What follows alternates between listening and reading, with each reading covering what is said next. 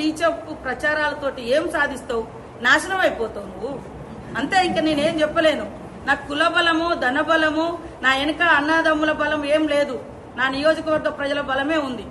నా దేవుడు సమ్మక్క సార్లమ్మ దయ ఉంది. అందుకని నా నోటి వాక్యం ఎలక్షన్ల ముందు కూడా మీ మిడతల దండ వచ్చినప్పుడు, అరే నా ఎంబడి ఎందుకు పడుతున్నారా మీరు, నాశనం అయిపోతారన్న. తర్వాత ఇంకోటి ఏదో ఎక్కడో ఏదో ఒక ఫోన్ మా పిఏ చేసిండని, అది భద్ర ఆంధ్రాకు సంబంధించిన వాళ్ళది.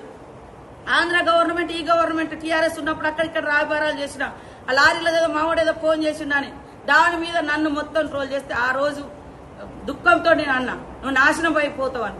2 రోజులకే నీ కుటుంబం నుంచి పోయి జైల్లో పడి. అది నాది, అంతే. ఇంక అంతకంటే ఏం లేదు. చూసుకో వీడియోలన్నీ. ఒక రోజు గట్ల ఇక్కడనే ఆ పార్టీ ఆఫీస్లో ఎలక్షన్ జరుగుతుండే చెప్పిన, ఆ రోజు పడడానికి పోయి నువ్వు మధ్యలో బతికిపోయావు. ఇంతకంటే ఇంకోటి ఏం లేదు. కేటీఆర్, నువ్వు పెట్టుకుంటే నీ సమౌజ్జులతోటి నువ్వు పెట్టుకో, కానీ ఒక ఆడకూతులతో ఇంట్లో ఆడబిడ్డను ఓర్వైతే బయట ఆడబిడ్డల్ని ఎదుగనివైతే. నిన్న మా సీఎం చెప్తున్నాడు, ఎస్ ఆడబిడ్డల రాజ్యాన్ని తీసుకురావడం కోసం నేను అవసరం 60 సీట్లు ఇస్తా, గెలిపిస్తా అంటున్నావు. నీ ఇంట్లో ఆడబిడ్డనే నువ్వు రకరకాల కుట్రలు కుతంత్రాలు చేసినావని బాధపడుతూ టీవీలో ముందుకొచ్చి ఏడుస్తుంది. నా కన్నీళ్లతోటి నువ్వేం బాగుపడతావురా? నువ్వేం బాగుపడవు, నాశనం అయిపోతావు.